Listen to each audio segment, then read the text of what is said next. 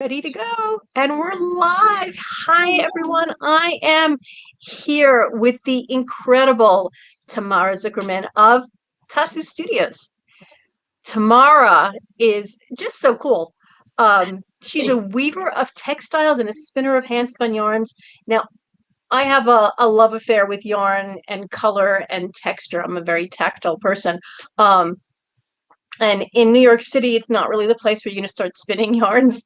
So I've been knitting for many years, but I've never gotten to the point where I've been spinning and weaving, and I really, really want to. So my meeting Tamara was like a gift from God.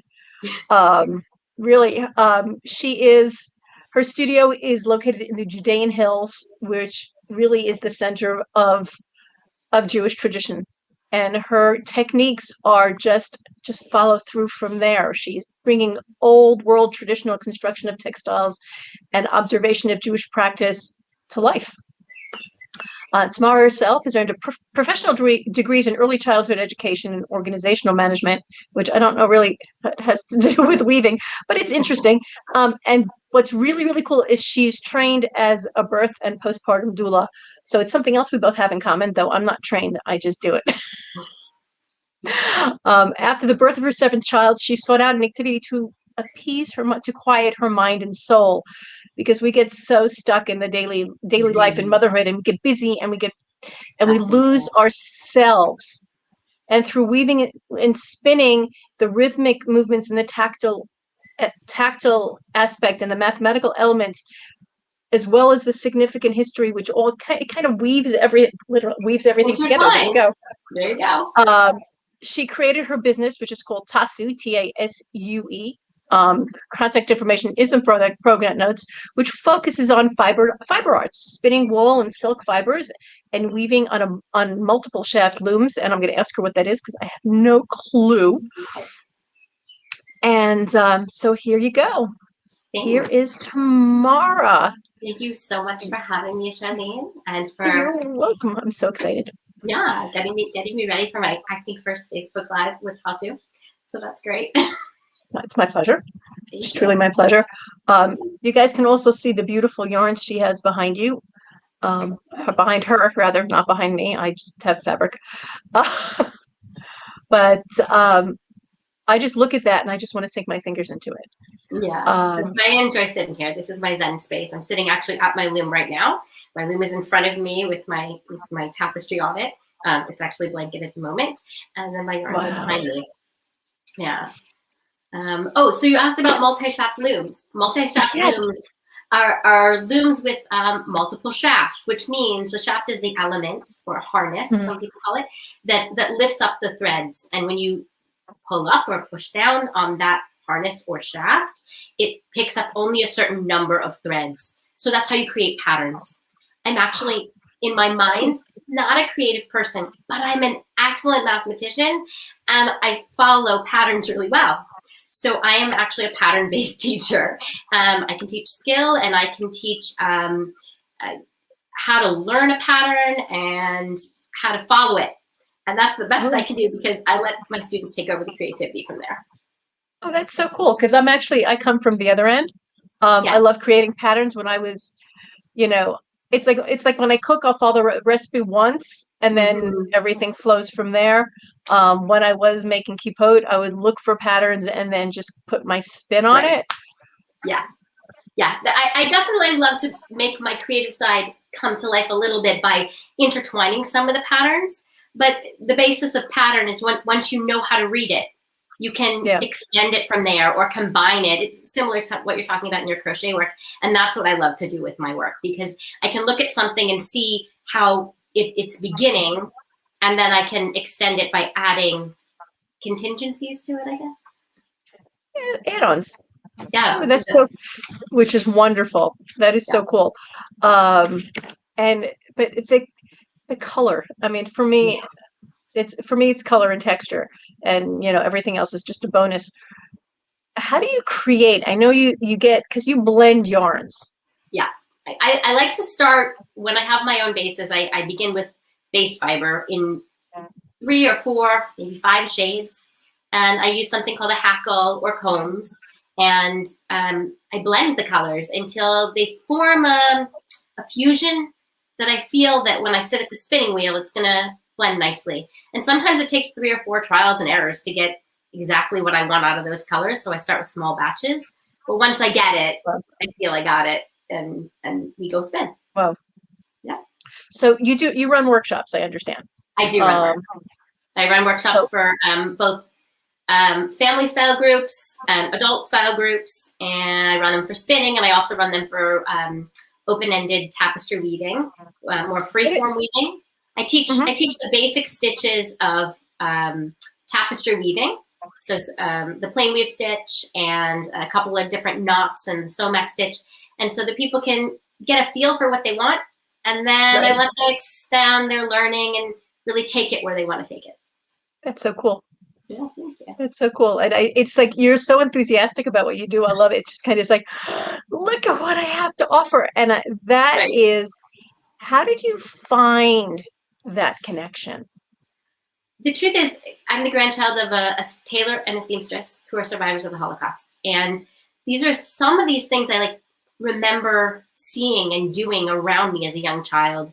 My papa would pick up a suit as he was taking care of it, and he'd look at it, he'd rub it between his fingers, he'd smell it, he'd lick it. He'd do this in each of the layers, and he could tell me what fiber he was holding in his hands in all the different layers. So it's something that's always been there. I just needed a spark of it, and it came to me in the right time of my life. I actually wasn't really interested in spinning at all, and now that's become really my interest. I was interested in weaving, and I wanted to weave my child a baby wrap, and I actually found somebody in my area who I love with my heart, and who took me under her wing, and she taught me the elements. I need a couple somebodies, to be honest, and I joined a guild, which is a local group of weavers, and they were all very professional, educated individuals. Wait, I'm going to stop you just right there. There are weaving guilds still? There are weaving guilds in this day and age? North America. The truth is, I'm hopeful to be part of a ground lifting element of weavers in Israel who really do want to get together. We're trying very hard to make it happen and make our own guild. At the same time, I learned through a guild, and that was really empowering for me because I got to be with a lot of different people on a lot of different levels to elevate and raise my abilities to be able to weave appropriately and properly. So cool. I know one other weaver in Israel, but you probably know her. Yeah. I mean, that's it. There are quite a few of us, and we all do different things. We all have different focuses. We all have different ways that we apply our weaving and different mediums specifically, or different fiber bases or texture bases, and we all got a place here. It's so cool. Yeah. And they're itty bitty little country. There's a place for everyone. Exactly. That's wonderful. So if I wanted to join one of your workshops, and I live, in not the other end of the country, is it a one-shot deal? Is it 4-hour really session? Depends what you want to do. I'm reworking my website right now to really be able to explain it in the clearest terms possible, because the truth is, as an educator, I want to be able to meet the need of the student. And so if that's a one-time opportunity, I can tell you what I can offer you in that one-time class, and we can do a one-time shot. But if you want to do multi-shaft looms or learn how to spin a certain style, we're going to need some more time together. And that's totally fine, but we'll have to arrange how we can either get you down to my studio or bring me up to you a couple times.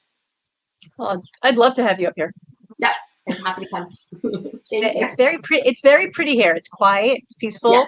Yeah. It is. And with 2 boys in the army, I got plenty of room in that. Yeah, it sounds like a good spinning opportunity, to be honest. Yeah. So okay, so now I interrupted you. You were talking about guilds, and then I kind of cut you short there because I was just kind of. Oh, good. So I learned through a guild. I came to spinning by accident because I really wanted to do weaving, but it wasn't being offered for another 6 or 12 months.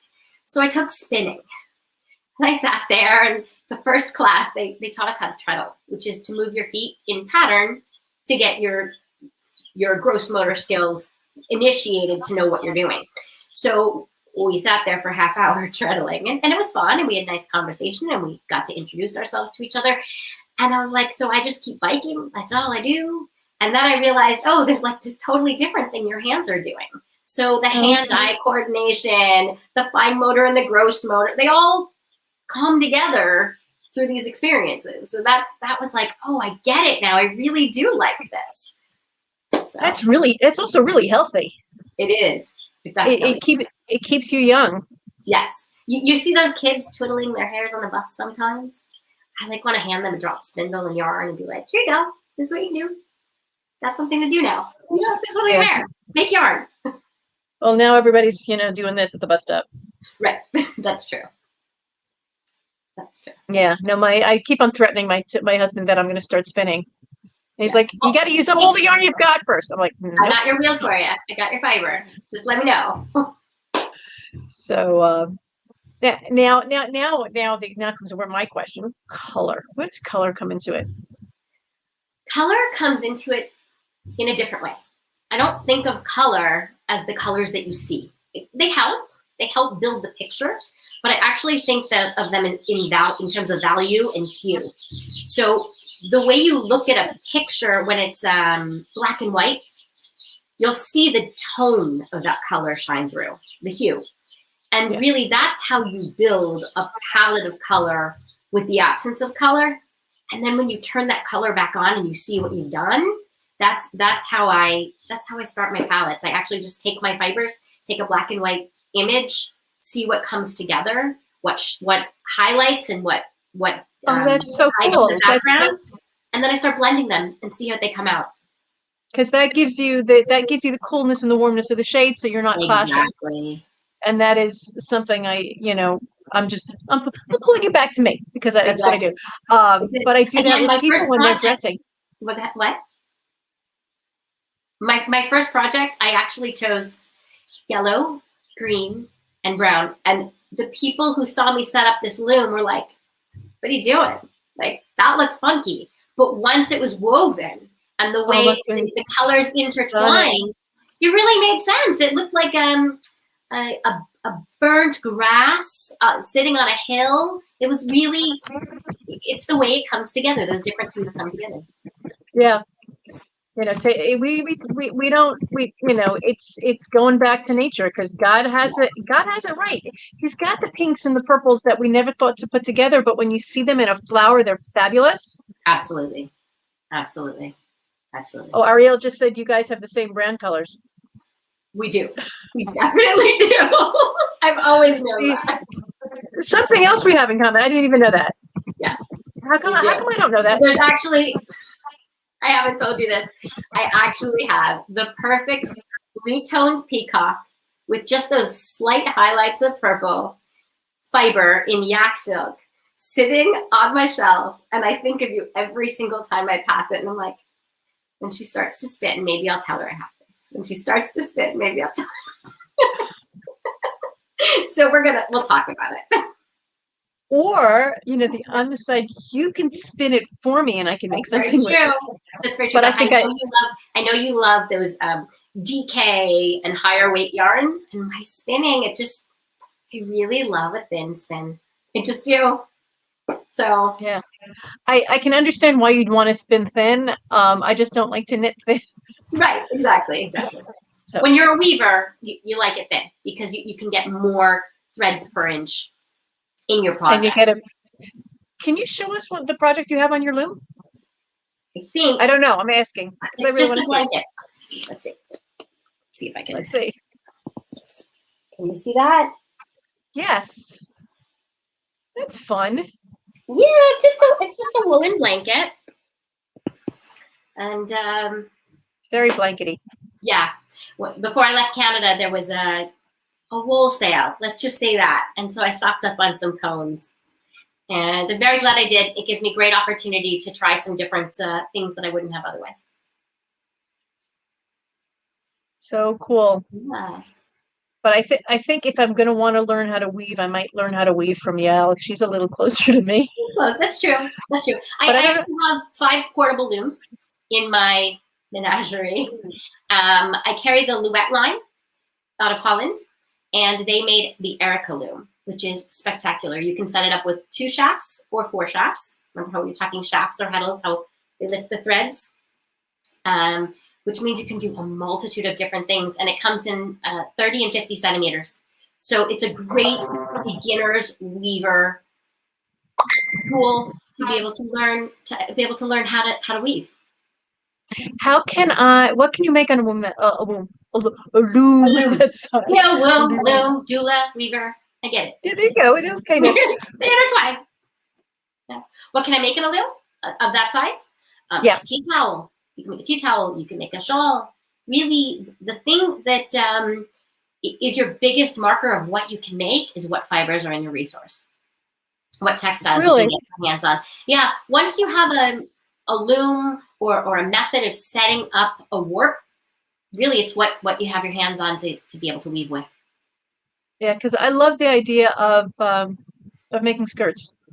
Yeah, well, you can definitely make bad. You can make cloth and then use that cloth to sew it together in sections. See, okay, something else I'm adding to my to-do list. Okay. All right, so I'm not getting there. I'm going to get my business up and running better, and then I'm going to hire people to work for me, and then I can do that. That'd be great. That would be great. You're gonna navigate it. You're gonna navigate all the coaching you gotta do, and it'll align. It will happen. It will. So this was fun and interesting. Yes, and doula as well. We have a lot of things in common. We're both crazy people that do too much. That is true. I am a mom. And make it work. Yeah, and so I try and downplay that a little bit because it's busy. It's just busy. And running a business was not what I thought I was going to be doing, but I love it. So I'm doing it. Yeah. I look at you. I mean, you just glow when you talk about it. It's not, I don't think it's so much business for you as this is, your life's blood. Got to do this. It's got to be done. I do have to do this. No, this is a T-cone for me. This is something I have to do. Yeah. So very cool. Thank you. This was really fun. I'm glad to be your introduction to live streaming. Thank you. We will do this again sometime when I'm learning how to weave, and we can have everybody laugh at me. Nobody's gonna laugh. It's open-ended creativity. It's all self-expressive experience. Maybe I'll start with a drop spindle. I gotcha.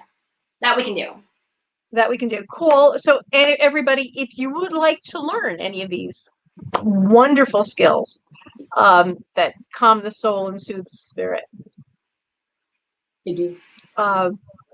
Just check out the program notes. We have Tamara and TASUE Studios information. And thanks for joining. Love you guys. Thanks so much for having me. My pleasure. Bye.